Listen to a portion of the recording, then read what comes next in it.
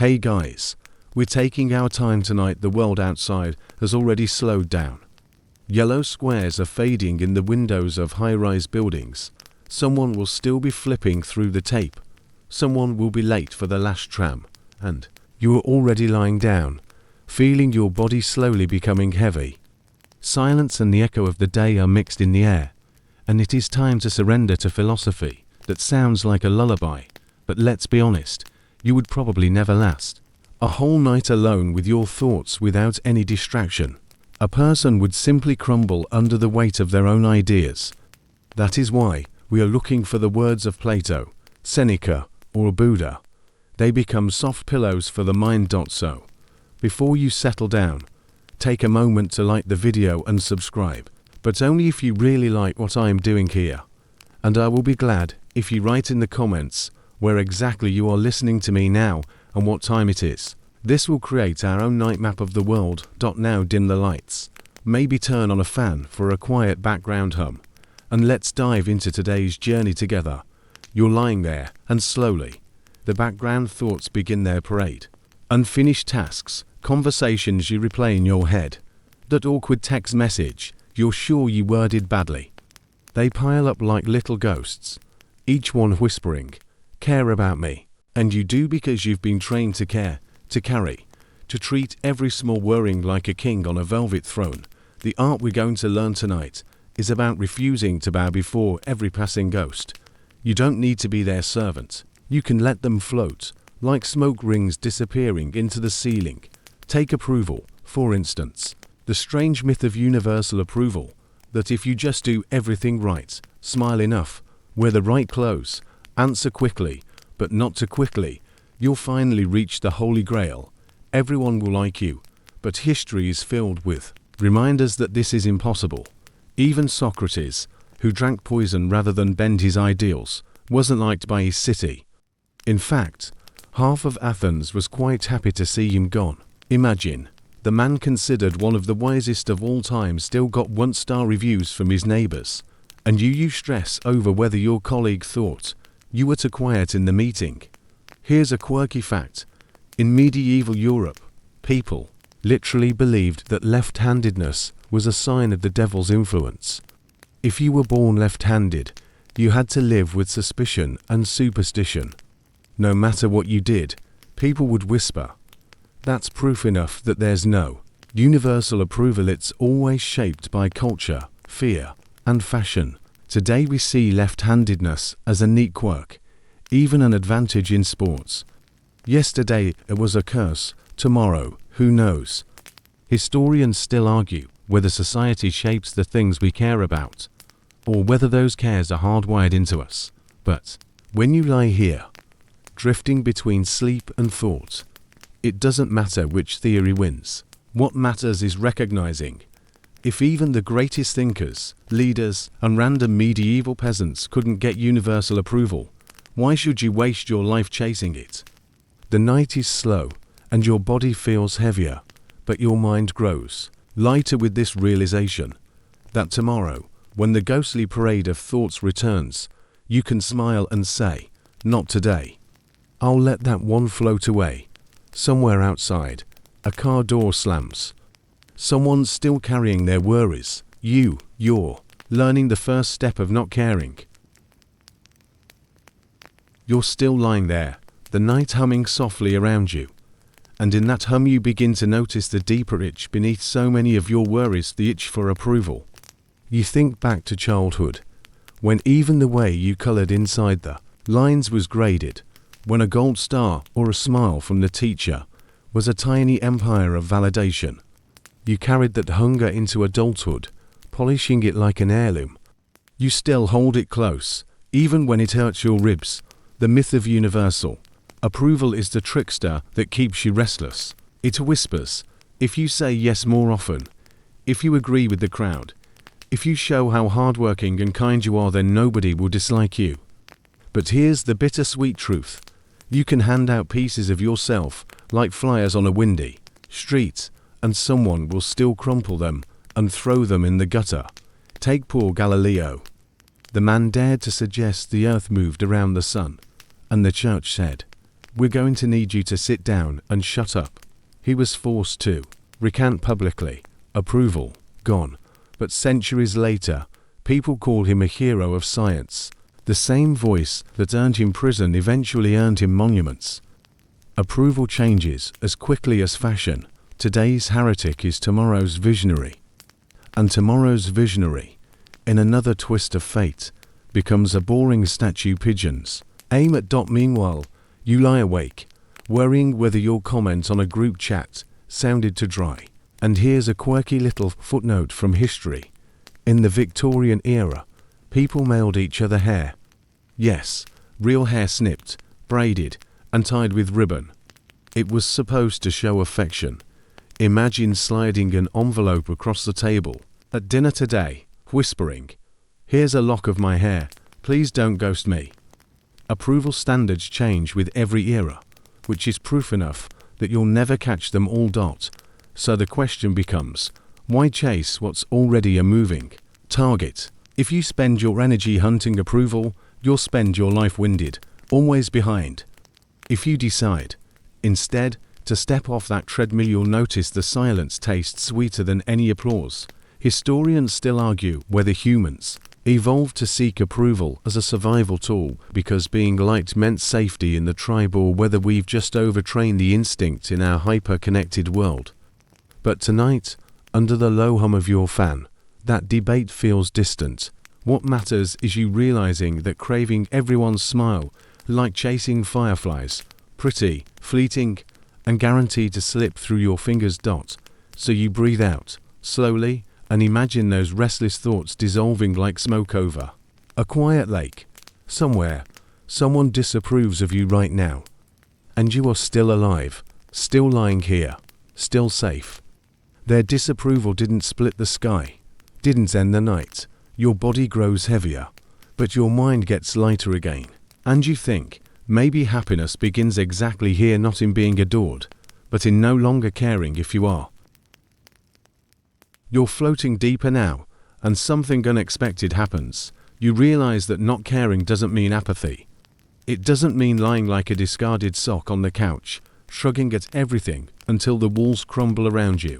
No, it means learning to choose. Selective caring, the art of being picky with your attention, is like a muscle you forgot you had. Picture this: you're scrolling endlessly, thumb dragging down the screen. Doom mixed with gossip, mixed with cat videos. You tell yourself you're staying informed, but your brain doesn't filter well. It gulps all of it down: political scandal, a new celebrity divorce, a stranger's angry restaurant review, and then wonders why it feels bloated and miserable. You didn't choose. You swallowed everything. The first lesson is this: attention is currency. Every time you pour it somewhere, you're basically dropping coins into a jar. Do you want that jar filled with news about a 17th celebrity baby name? Or would you rather invest it into something that grows, like noticing the rhythm of your own breath, or finally learning to cook rice without burning the pot? Even ancient thinkers whispered the same warning. The Stoics said, focus only on what is in your control. The rest, treat it as background music at a bad cafe. And history gives us wild examples. Marcus Aurelius, Emperor of Rome, wrote in his diary that he had to remind himself not to care about gossip in the Senate. Imagine, the ruler of an empire was basically writing, don't get stuck on office drama. If you needed to practice selective caring, then your obsession with whether your neighbor recycles properly suddenly feels a little overblown. Here's a quirky gem. In the 19th century, some people believed that too much reading was dangerous for your health. They worried the brain could overheat and cause hysteria. Pamphlets warned against late-night novels. And yet, here you are, binge reading feeds until your eyes sting, with nobody calling you hysterical except your own insomnia. Selective caring today might mean caring less about endless input and more about rest. Historians still argue whether selective attention is a skill humans lost in the modern flood of information, or whether we've always struggled to filter. Either way, lying here tonight, you see it clearly. Every time you choose where not to care, you reclaim a little sovereignty over your own mind. So you imagine your thoughts like a crowded street market. Each stall is yelling, waving, promising something irresistible, but you don't stop at all of them. You drift past, calm, heavy-eyed, pausing only for the stalls that truly matter to you. You are the beer. You are the chooser, and suddenly, your body feels even heavier against the sheets, but your spirit feels lighter, like someone just cut the strings of 20 dangling balloons you didn't know you were carrying. This is the quiet gift of selective caring, the power to say, no, not for me, and walk on. You're sinking further into the night, and somewhere between the shadows of your thoughts and the hum of the fan, you start wondering, who actually mastered this art of not caring before me? Surely there were people who pulled it off better than you, who didn't lie awake over trivial worries, like whether their shoes were out of fashion, or whether their cousin ignored their text dot, and yes, history is full of these characters. People who built empires of calm by refusing to be servants of worrying. Take the Stoics. Seneca, for instance, sat calmly in his bath as soldiers came to order his suicide. Instead of despair, he turned his death into a lecture, telling his students to watch how a philosopher dies. Imagine that, turning your final breath into a TED Talk before the word talk even existed. He wasn't indifferent to life. He just cared more about dignity than panic. Then there were monks who abandoned cities, living in caves or monasteries. To outsiders, they looked like lunatics walking away from careers, from gossip, from taverns, but they were practicing the same art, stripping away the world's demands, deciding their soul mattered more than applause. People scoffed at them, but centuries later, many are remembered as saints. And yet, if you really think about it, those monks were just the original unsubscribers, hitting leave group chat on society itself. Here's a quirky fact. Diogenes, the ancient Greek philosopher, supposedly lived in a barrel. He cared so little about social rules that when Alexander the Great visited him and offered to grant him any wish, Diogenes replied, "Yes, step aside. You're blocking my sunlight." Think about that.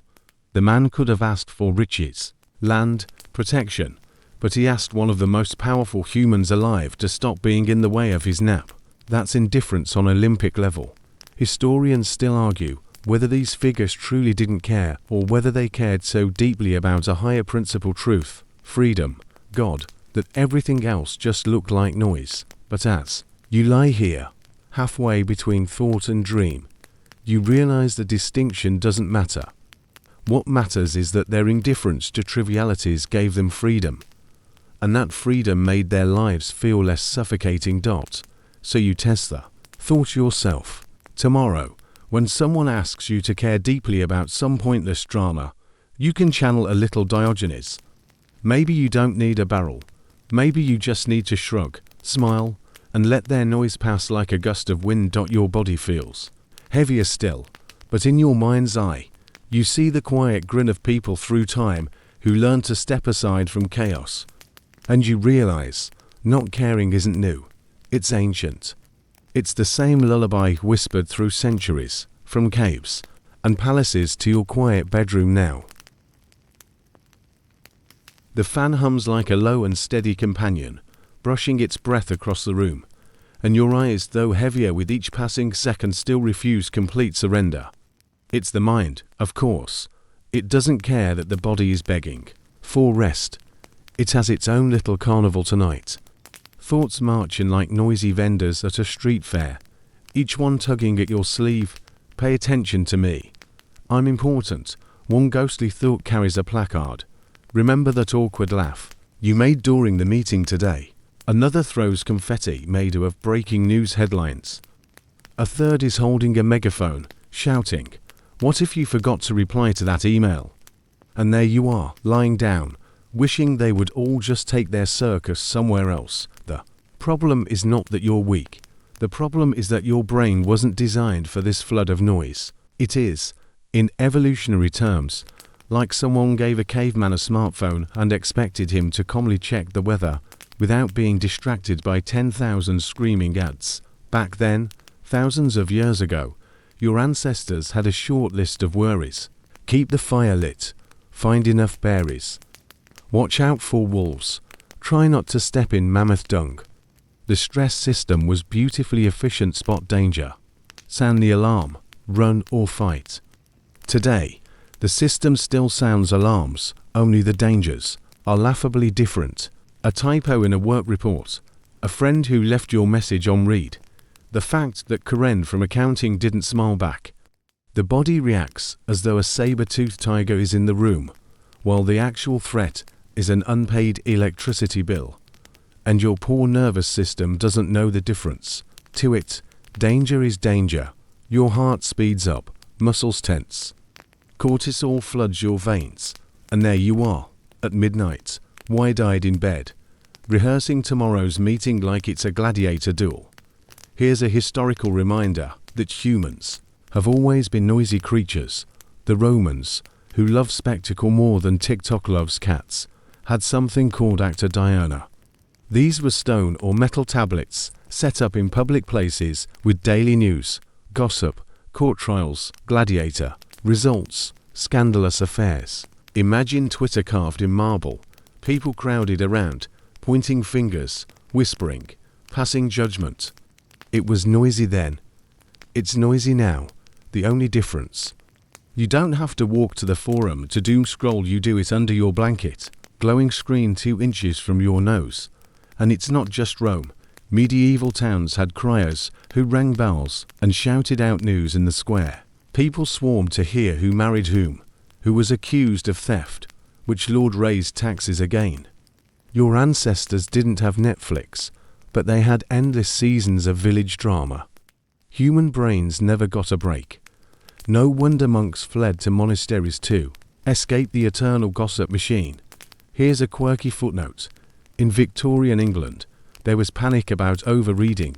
Doctors actually warned that novels could overheat the brain, leading to hysteria, fainting, or moral collapse. Pamphlets told young women to stop reading too much Jane Austen in bed, because it might ruin their health.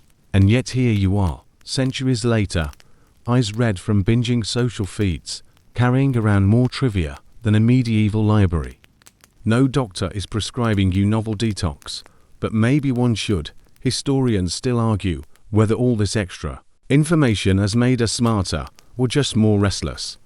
Some say humanity has gained wisdom from the flood. Others point out that attention spans have shrunk shorter than a squirrel's patience. But lying here, you don't need to solve that debate. You already feel the truth. Too much caring about too much noise makes your inner world sound like 20 radios tuned to different stations, each one insisting it is vital. And so you practice rebellion. A small, sleepy rebellion, the art of the knob. Imagine your mind as an old stereo system, dusty, with clunky dials. Right now, every channel is blaring. Gossip, news, worries, songs from 1998 that won't leave your head. You stretch out your mental hand, grip the big silver dial, and start turning. Slowly, the channels soften. First the gossip fades, then the work anxiety fizzles, the email alert grows faint, like it's happening in another country. What remains is only the low, steady hum of what matters, your breath, your body, the present, selective caring, you realize, is not about switching everything off forever. It's about lowering the volume so that silence has space to live again. The circus will still be there tomorrow. The jugglers will juggle. The clowns will paint their faces. The ringmaster will shout about deadlines. But you don't have to attend every performance. The ticket booth is yours. You choose whether to walk in.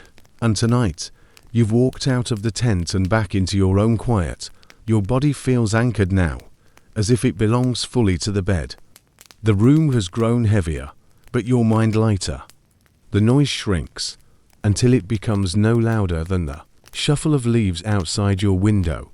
You smile just a little because you realize this is freedom. Not grand freedom, not fireworks in the sky freedom, but the subtle kind. The freedom to let nonsense pass by without climbing on your back, somewhere outside. Someone who's scrolling, stressed, tangled in their circus, but not you. Tonight you're learning the power of lowering the volume, of choosing your silence, of caring less about the clowns in your head. And isn't that the sweetest rebellion of all? The room feels quieter now, as though the walls themselves have taken a deep breath with you. The circus of noise is fading behind you, and in its place, a new idea creeps in with the softness of candlelight, the beauty of less, the minimalist heart, not the trendy kind, where influencers brag about owning only 2 forks and 1 pair of sneakers, though, sure, that's a kind of art, but the deeper minimalism, the art of carrying fewer desires inside your chest. Think about how much of your stress is born not from what you have, but from what you think you need. Another gadget, another raise, another like, another promise that if you only reach the next step, you'll finally unclench. But desire is greedy. It's like a cat that meows to be let outside, then 5 minutes later meows to come back in. The moment you give it what it asks for, it invents a new request. No wonder your spirit feels cluttered. It's full of tiny, yowling cats.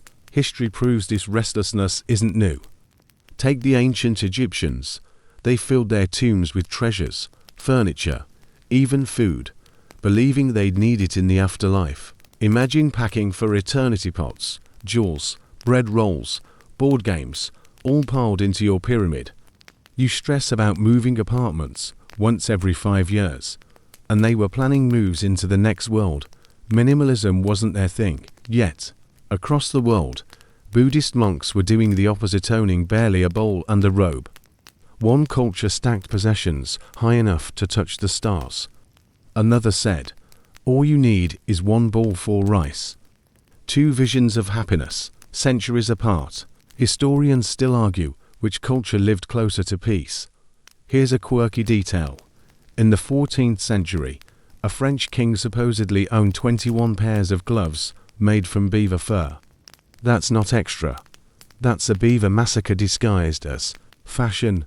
You might smile at the absurdity, but aren't modern closets just as crowded?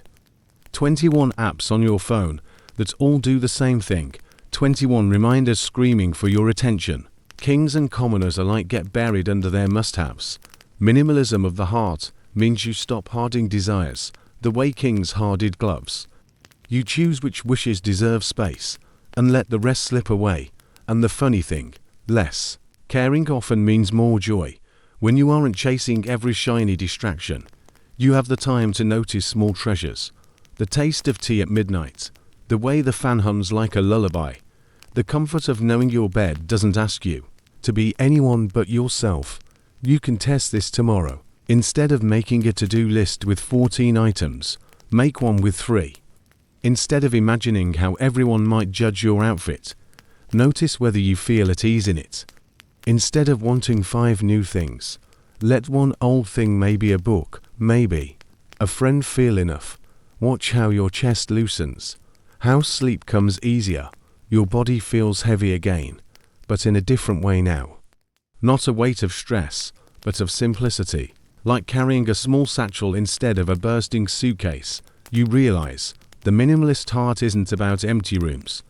It's about a quiet mind, a shelf in your chest where there's finally space for peace to sit down. And peace, unlike desire, doesn't meow at you for more. Your breath drifts slower now, and yet somewhere in the half-dark, another lesson emerges like a lantern lighting up a corner of the night. You've trimmed desires, let some noise dissolve, but what about the chaos that comes not from your own mind, but from other people, their demands, their moods, their expectations? All of it pours over you like an endless river. And here lies the true test of not caring, the art of boundaries. Those invisible walls you can carry without anyone even noticing. Think about it. How many times have you felt like a hotel lobby, doors opening and closing, strangers wandering in with their luggage, plopping it down right in the middle of your chest? Your co-worker drops gossip, your cousin unloads drama, your neighbor unloads an entire saga about their cat's digestion. And what do? You nod, smile, let them pile their suitcases until you're suffocating. Boundaries, Then, are your invisible armor polite, quiet, but firm?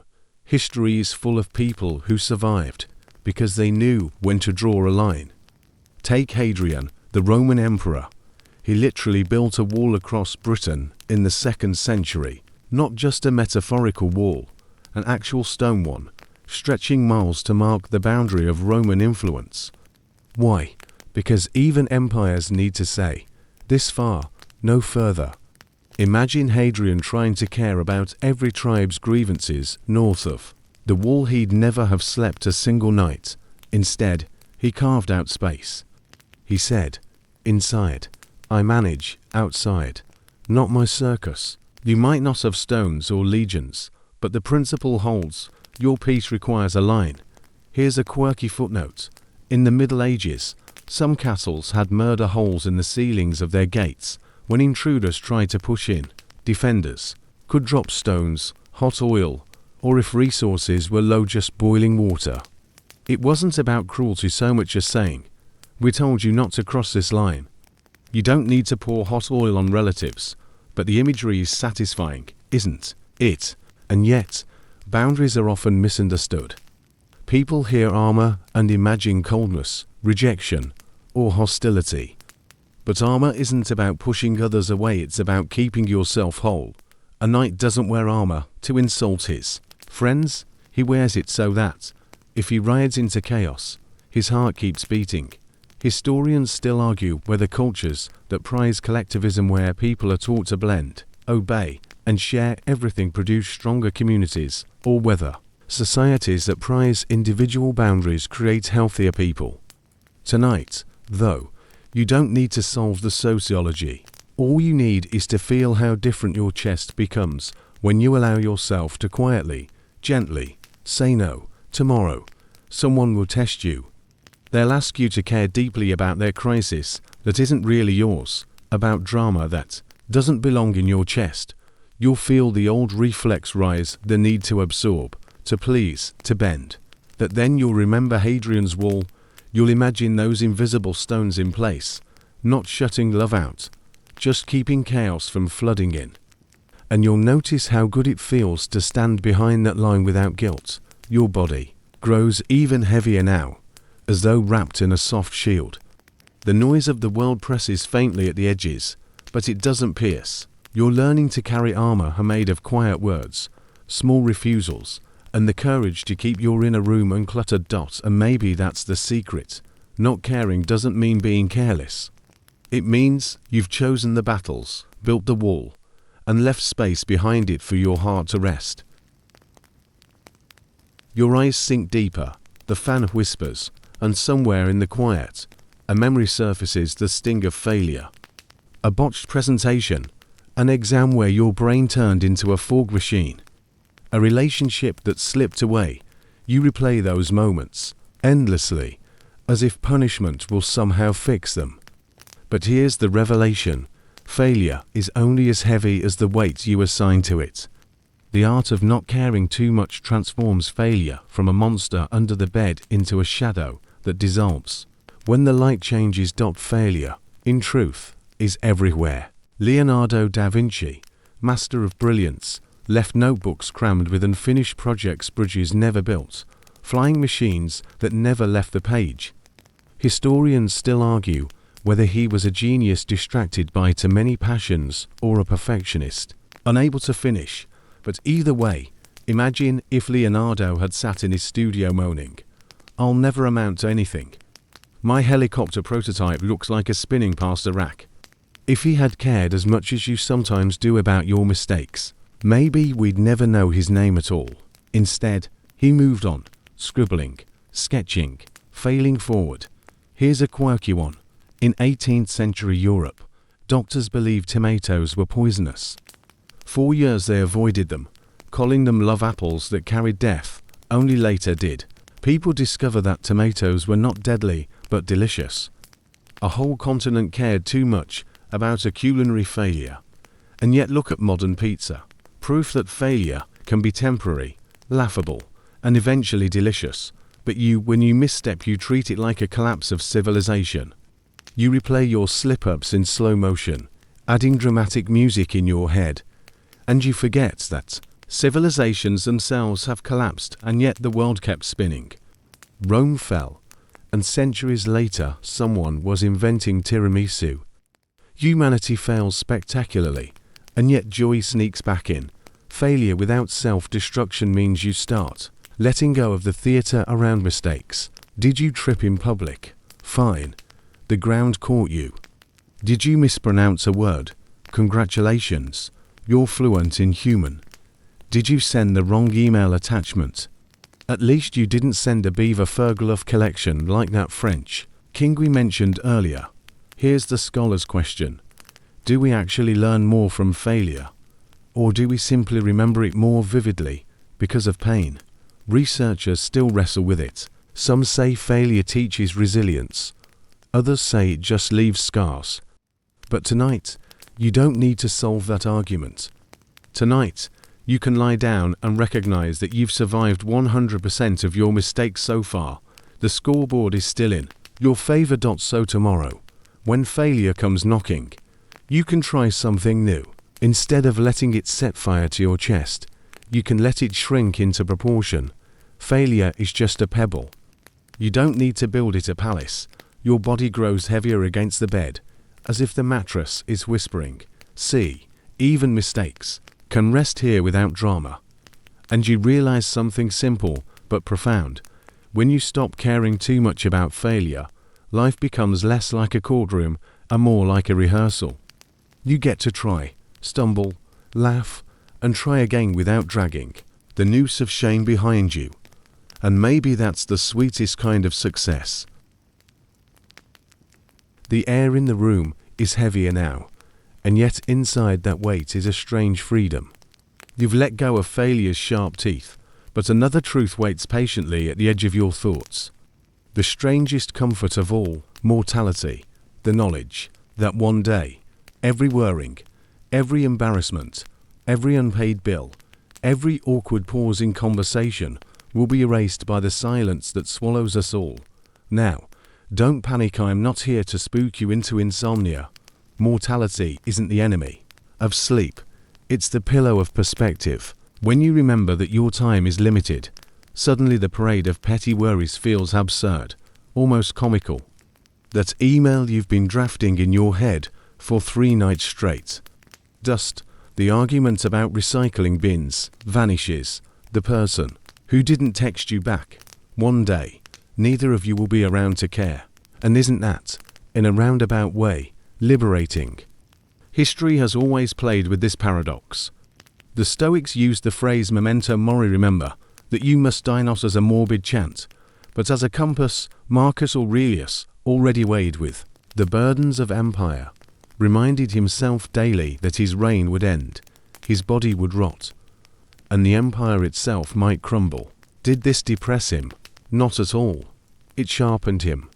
Every sunrise was borrowed time, every choice an echo in a short corridor. Meanwhile, across the world, the Egyptians built pyramids the size of mountains to deny death, stuffing them with food, treasures, and pets for the afterlife. It's almost funny. One culture embraced death as a daily motivator. Another tried to bribe it with bread rolls and golden chariots. Historians still argue which approach is more human, acceptance or denial. But here you are, lying in bed, and you can feel which one offers peace. Here's a quirky little reminder. In 17th century England, some families kept memento mori pocket watches decorated with tiny skulls. Every time you checked the time, a skull stared back at you. Tick, tick. You're closer. Morbid? Yes. Effective? Absolutely. Nothing makes you reconsider gossip about Karen from accounting quite like a skull reminding you that in 300 years, nobody will remember her PowerPoint slides or yours. And that's the gift. Mortality shrinks your list of things to care about. Suddenly, you don't need to win every argument. You don't need to chase every trend. You don't need to torture yourself over the shade of your curtains. Life is short, which means life is precious, which means wasting it on nonsense is the real tragedy. So you try an experiment. Tomorrow, When you feel a worrying creeping in, did I sound weird? Did they like me? You picture a giant hourglass on your desk, sand sliding, time running. And you ask, do I want to spend these grains of sand on this? Most of the time, the answer will be no. And the moment you say no, you've claimed a piece of freedom that emperors and peasants alike would envy. Your body grows even heavier, as though mortality itself is tucking you under the blanket, whispering, you don't have to carry every care, because none of them last forever. And strangely, instead of fear, you feel calm, because if everything is temporary, then joy is urgent, laughter is sacred, and caring less about the trivial, not laziness, but wisdom, sleep begins to creep closer. And in your fading thoughts, you realize, death doesn't diminish life, it makes each quiet moment, this one, lying here, listening, shine brighter. The room feels like it's wrapped in velvet now, heavy and quiet, and yet your thoughts tiptoe toward another restless corner, money, fame, and the endless circus of caring. You've seen it before, people running in frantic loops, convinced that if they just earn enough, buy enough, post enough, they'll finally feel whole. But the circus never ends. The ringmaster is always shouting, the crowd is always demanding, and you're always juggling flaming torches just to keep up. Think of money first. Once upon a time, it was shells, then shiny metal, then paper with fancy faces.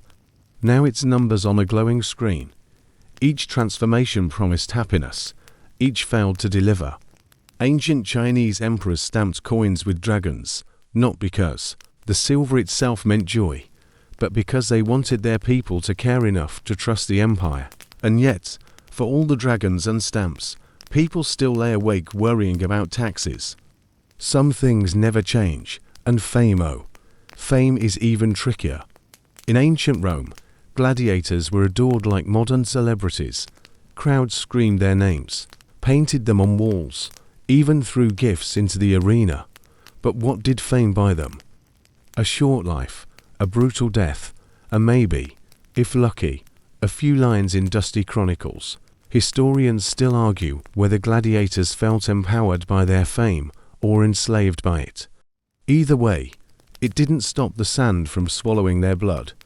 Compare that with today's influencers who panic when their engagement drops by 2%.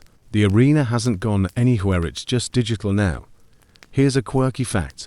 During the Renaissance, a Florentine banker once commissioned an elaborate banquet where every dish was coated in gold leaf. Imagine guests gnawing on shiny drumsticks, chewing on metallic pies, sipping liquid wealth. The banker thought it proved power. Centuries later, we laugh at his indigestion. That's the circus of caring extravagance today. Comedy tomorrow. And yet, you get caught in it too. You scroll through glossy photos of lives shinier than yours. You panic when bills pile up like autumn leaves. You think, if only I had more, then I'd rest. But here's the trick, the more is a mirage. Each step closer makes it move further away. The circus keeps you juggling forever, while joy quietly sits on the bleachers, waiting for you to stop performing. There's wisdom in the stories of those who walked away. Diogenes, that philosopher in a barrel, didn't care for coins or crowds. He famously carried a lantern in daylight, claiming he was looking for an honest man. Was he mocking society? Absolutely. Was he freer than the kings he mocked? Also yes. His indifference to wealth and reputation gave him a strange, enviable power. So, what do you do? Lying here with thoughts buzzing about your bank account or whether your achievements are impressive enough. You remember the circus. You imagine the crowd's roar fading. You picture yourself stepping out of the ring, setting the juggling pins down, and walking into the quiet night. Because happiness is not found in applause, it's found in having the courage to stop performing. Historians still argue whether societies built on ambition outlast those built on contentment, but your body, sinking deeper into the mattress, already knows the answer. Ambition may build empires, but only contentment lets you sleep, and so, as your breath slows, you discover the secret. When you care less about money and fame, you reclaim The one currency no circus can counterfeit: your peace. Your breathing is slow now, the fan a constant lull behind it, and yet one last restless corner of your mind glows faintly. It's the corner called love, not the soft, quiet kind you feel when a cat curls against your chest, or when a friend texts you out of nowhere just to check in. No, I mean the frantic, gripping love, the kind that twists you into a puppet because you care too much, the kind where obsession disguises itself as devotion, and you lose yourself under its weight. Think of how many songs, poems, tragedies have been written not about gentle love, but about the suffocating version.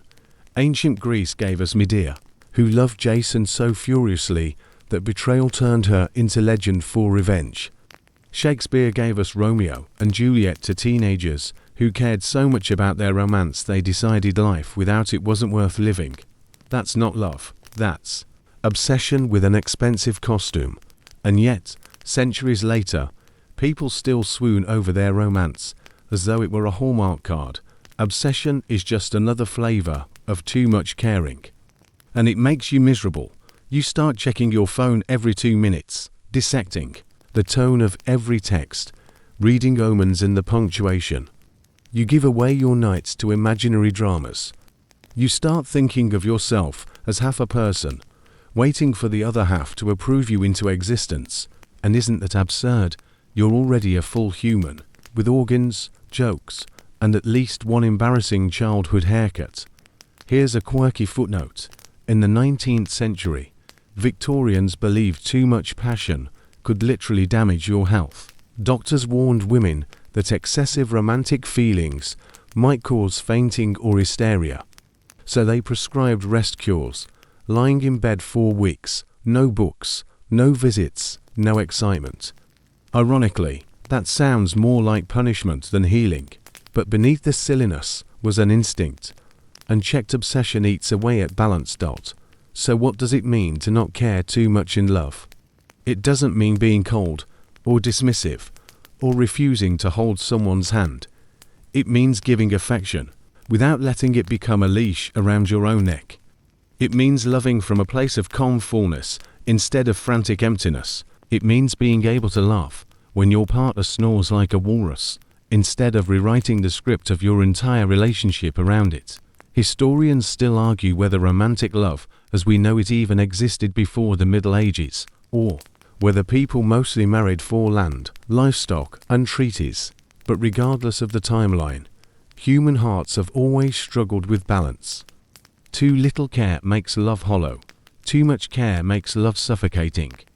The secret sits in the middle. Care enough to nurture, not enough to drown. And tomorrow, when you wake, you can try something gentle. If you're in love, you can remind yourself, this person is wonderful, but they don't complete me, they walk beside me. If you're not in love, you can remember, I am not a half, I am already whole. Either way, the obsessive claws loosen. Your body grows heavier, tucked deeper into the night. And in that heaviness, love feels less like a desperate grasp and more like a steady warmth, something that glows instead of burns. And maybe that's the truest form of love, not caring less about the person, but caring less about losing yourself in them. The air feels like velvet against your skin, heavy and still, and yet inside your mind a new light flickers, the art of playfulness. After all, what is life if not a theatre of small absurdities? You've already let go of other people's approval, of endless noise, of failure and obsession. But there's another way to show you don't care too much. You laugh. You grin at the absurdity of it all. Even when the world insists you should take it very, very seriously. Think about it. You've met people who treat every minor detail as though it's carved in marble. A crooked tie, catastrophe. A small typo, scandal. A joke in bad timing, national emergency. They carry life like a brittle vase, terrified of cracks. And yet cracks are where the light gets in. If you learn to chuckle, you suddenly discover that caring less feels like freedom. History is generous with examples. Take the medieval court, jesters, They were the only ones allowed to mock kings without losing their heads. In a world where a nobleman could be executed for the wrong bow, a jester could wear a donkey hat and call the monarch stubborn. Humor, in its strange way, was armor. It reminded rulers not to suffocate under their own seriousness. Imagine a man in bells and patchwork saving the sanity of entire courts. That's the power of playfulness. And here's a quirky fact. In the 14th century, there was a festival called the Feast of Fools, where people swapped roles. Peasants dressed as bishops, priests paraded donkeys into churches, rules bent until everyone was giggling. For one day, nobody cared about hierarchy. The world flipped upside down, and laughter became law. Historians still argue whether it was harmless release or dangerous rebellion. But either way, it proves this: laughter is older than fear, and often stronger. You can test this tomorrow. When stress knocks on your door, when you spill coffee, when your computer freezes, you can treat it as a tragedy. Or you can imagine medieval peasants parading donkeys through a cathedral and smile. Caring less doesn't mean ignoring life. It means remembering that absurdity is stitched into its fabric. Playfulness as philosophy also protects you from the tyranny of perfection. You burned dinner. Congratulations, you invented rustic cuisine. You tripped in public. Call it performance art. You forgot someone's name. Pretend you were practicing ancient Stoic detachment. The moment you laugh, the weight slides off your shoulders. Historians still argue whether humor evolved as a survival tool, a way to bond tribes together, or simply as a neurological hiccup. But lying here, your body pressed deeper into the mattress, you already feel the answer. Laughter is the sigh of not caring too much. So you let yourself soften. You imagine tomorrow filled not with flawless achievements, but with tiny comic moments. The pigeon that looks like it's wearing a toupee, the child that declares spaghetti just long forms, the co-worker who forgets to unmute and gives a passionate speech to nobody.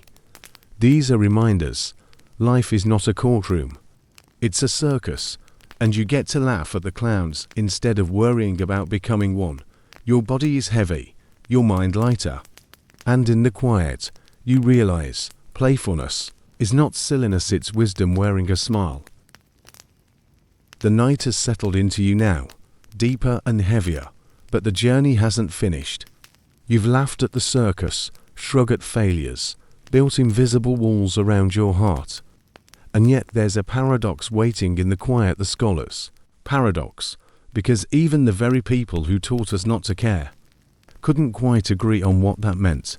Was detachment the doorway to wisdom, or just another mask for emptiness? You imagine yourself in a library at midnight, candles guttering, scrolls stacked like leaning towers.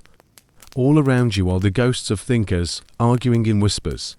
On one side, the Stoics calm, unshaken, preaching that serenity comes only when you care about what's in your control and nothing else. On the other, the skeptics, warning that too much detachment might leave life hollow, drained of color, like wine poured out of a cup. History is full of this tension. The Buddha taught the release of desire as the end of suffering, yet centuries later, Renaissance humanists celebrated passion, insisting that caring deeply about art, love, and beauty was what made life worthwhile, two poles of the same magnet. Historians still argue whether detachment is enlightenment or just emotional poverty dressed up in philosophy. Here's a quirky little twist. In 17th century France, a group of scholars formed a society devoted to studying silence. They believed silence itself was a form of wisdom, superior to words. Meetings sometimes ended with everyone simply staring at each other, mute, as if they had reached some profound truth. Imagine being invited to dinner, and your hosts just sit, chewing bread, in silence for hours. Is that enlightenment or just very awkward? You lie here and consider. Maybe the paradox is the point. To not care too much doesn't mean you care about nothing. It means you choose. Some days you lean towards Stoic calm, caring less about drama.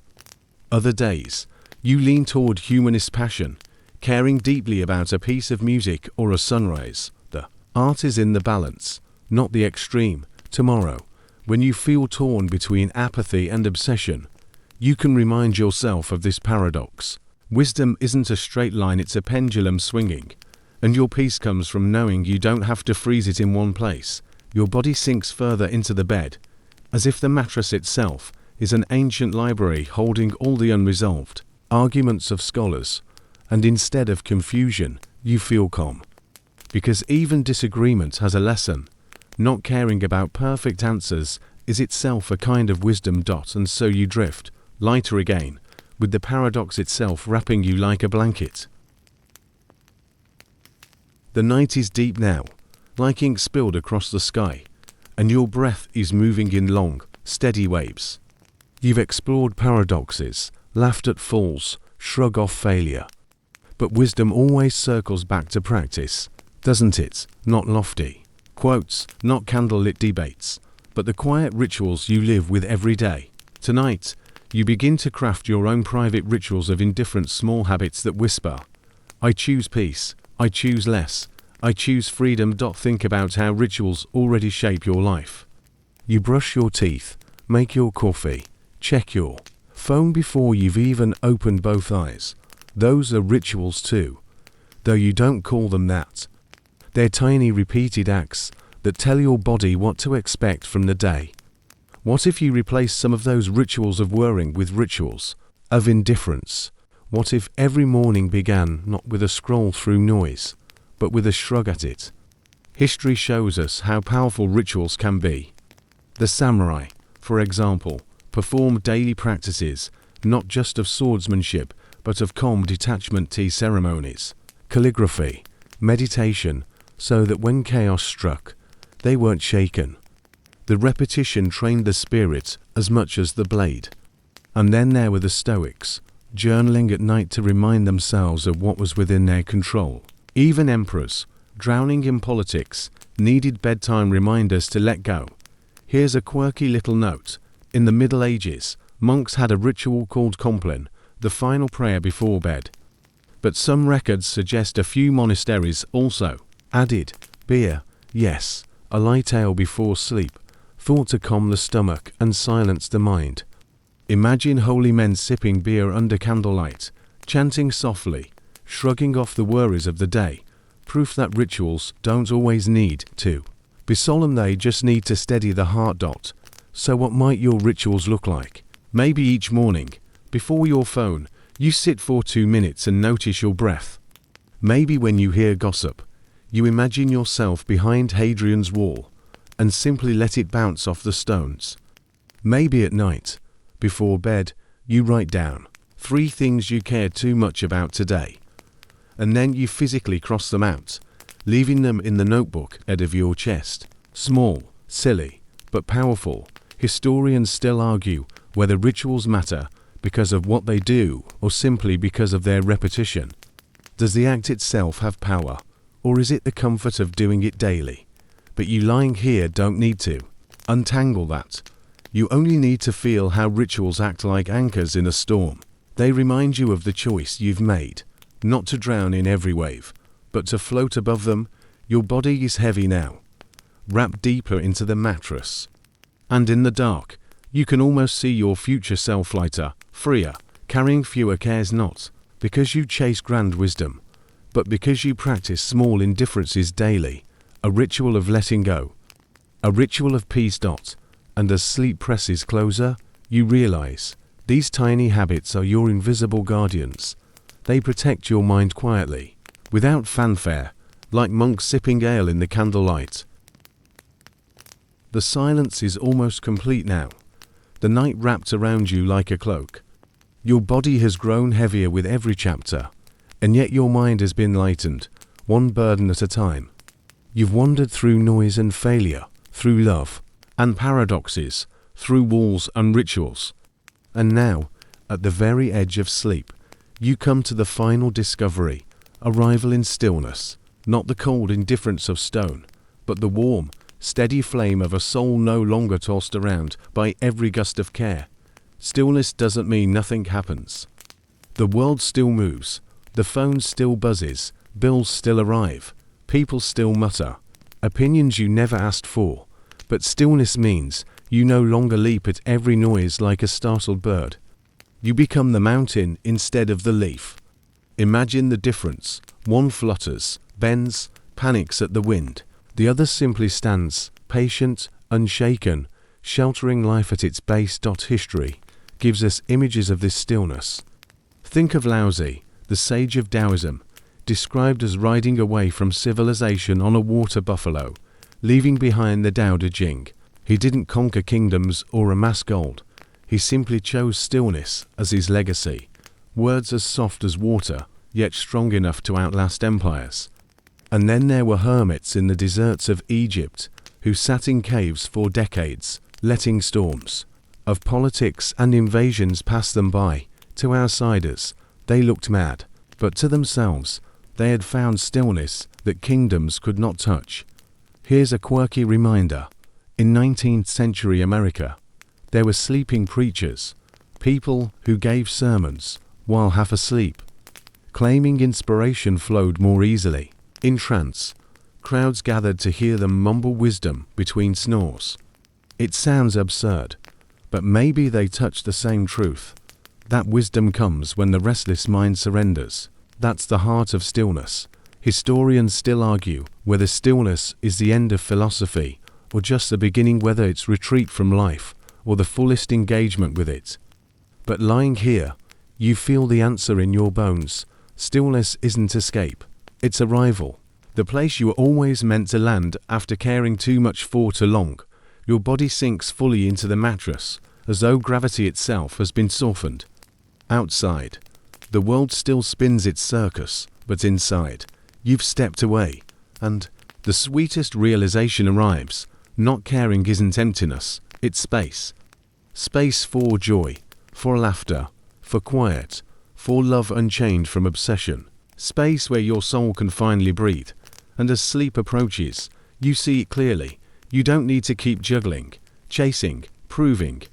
You only need to rest in stillness and let life be enough. The story slows now, softer, longer, each sentence like a blanket tucking you deeper into rest.